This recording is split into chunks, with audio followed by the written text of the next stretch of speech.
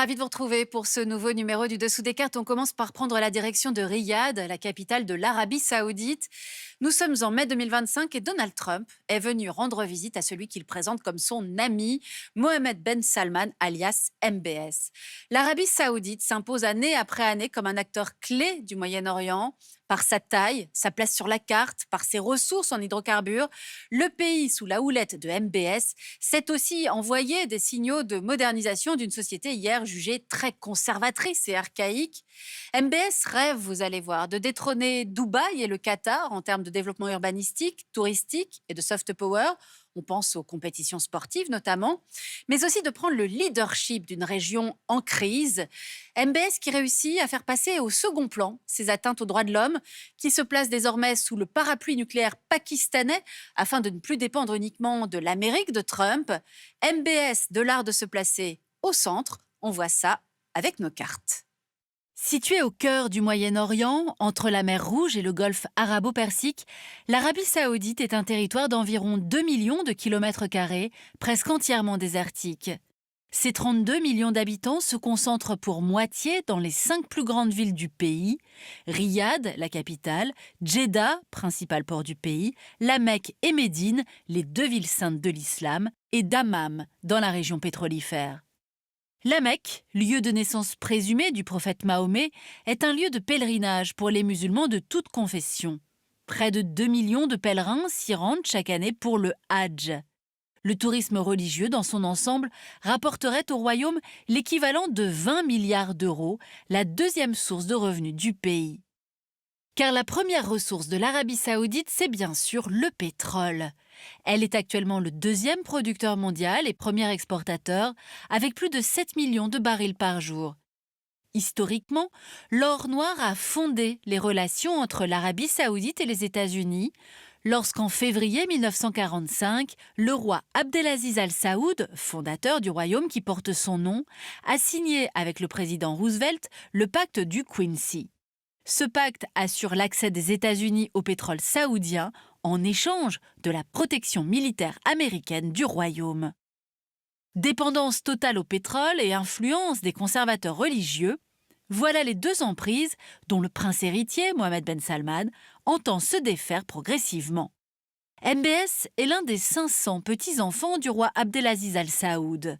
En 2015, alors qu'il a 30 ans, il est nommé ministre de la Défense par son père, le roi Salman, mais il prend rapidement les rênes du pays en évinçant ses rivaux au sein de la dynastie.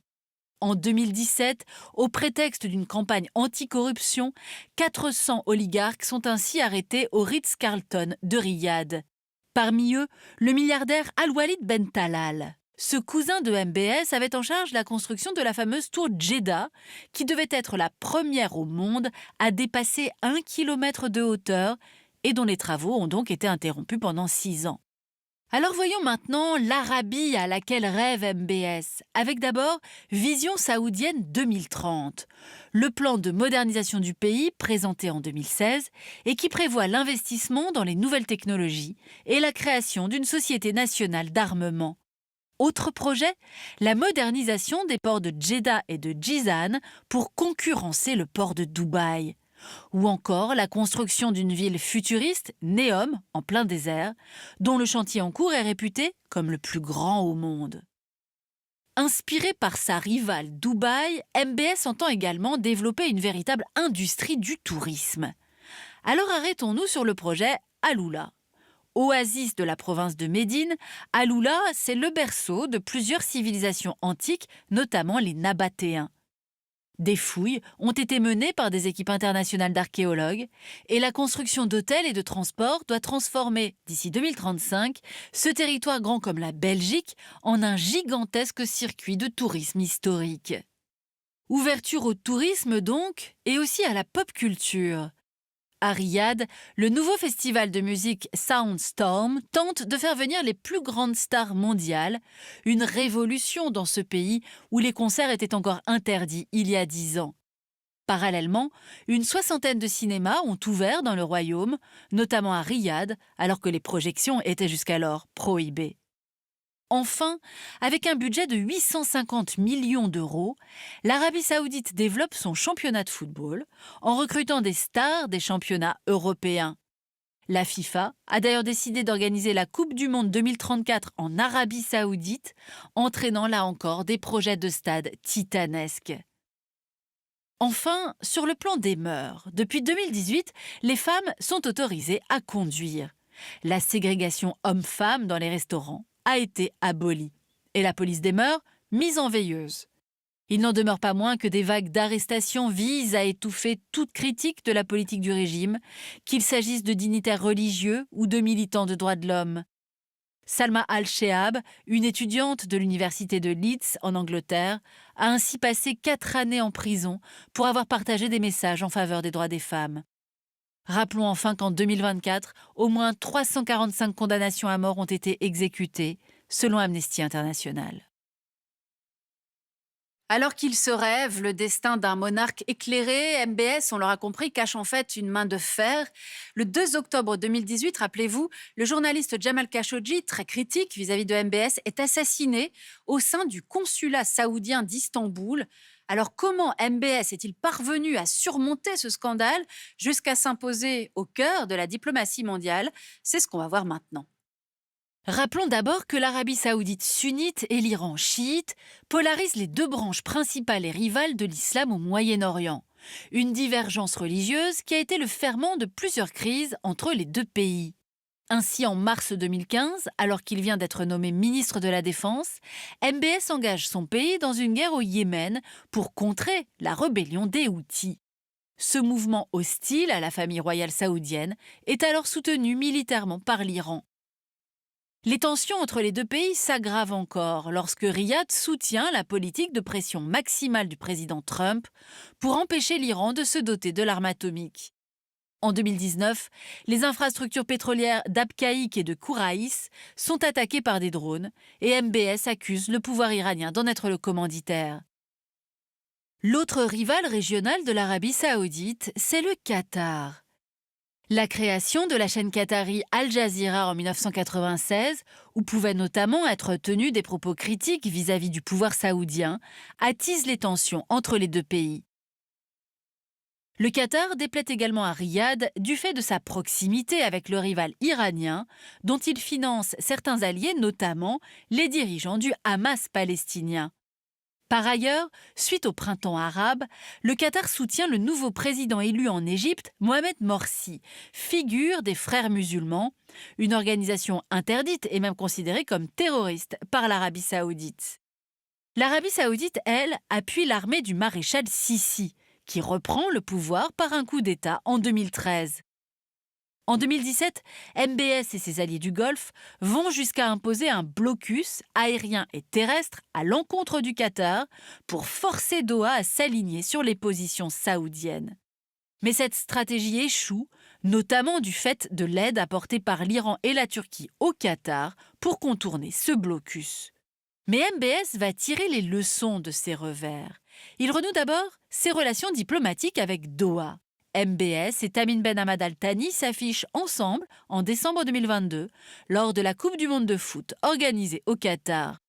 Ce sont aussi ses relations avec Israël que MBS a voulu normaliser. En 2018, MBS affirme le droit d'Israël à disposer de son propre territoire, malgré les résistances de l'establishment religieux saoudien.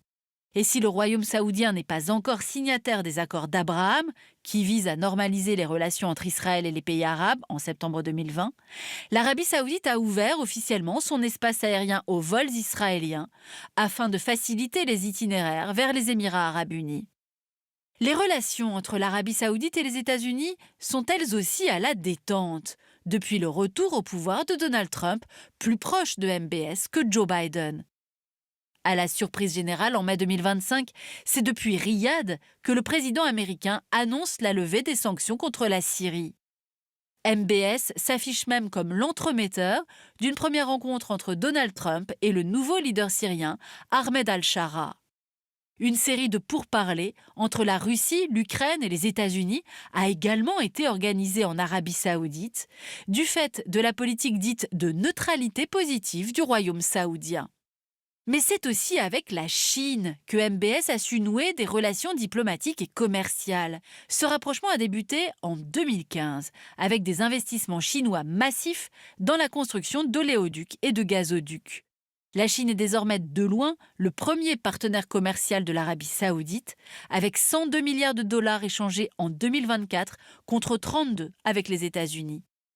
Alors que l'Arabie saoudite importe des voitures et des téléphones chinois, elle exporte essentiellement de l'énergie. 18% du pétrole consommé par les Chinois vient d'Arabie saoudite. Enfin, le 10 mars 2023, c'est depuis Pékin que l'Arabie saoudite et l'Iran ont signé un accord de non-agression sous l'influence de Xi Jinping, attestant là aussi le rapprochement diplomatique de MBS avec la Chine. Voilà pour ce voyage dans l'Arabie saoudite de MBS qui a su placer son pays au centre. MBS qui a témoigné sa solidarité avec le rival qatari en septembre 2025 après la frappe israélienne contre des dirigeants du Hamas qui se trouvaient à Doha. Solidarité de toutes les monarchies du Golfe, soucieuses de leur sécurité et de leur souveraineté, et s'estimant trahies par l'allié américain qui n'a pas empêché la frappe israélienne. Au-delà, l'Arabie saoudite et les monarchies du Golfe vont devoir choisir de s'impliquer davantage ou non dans la région. Et pour aller plus loin, cet ouvrage de la chercheuse Fatia Dazieni, l'Arabie saoudite en 100 questions, dans la collection Texto. Ainsi s'achève ce nouveau numéro du Dessous des cartes. Rendez-vous bien sûr la semaine prochaine, même endroit, même heure. Et d'ici là, n'oubliez pas, arte.tv et nos réseaux sociaux pour retrouver l'ensemble de nos vidéos. Et n'oubliez pas de vous abonner à notre newsletter. À bientôt.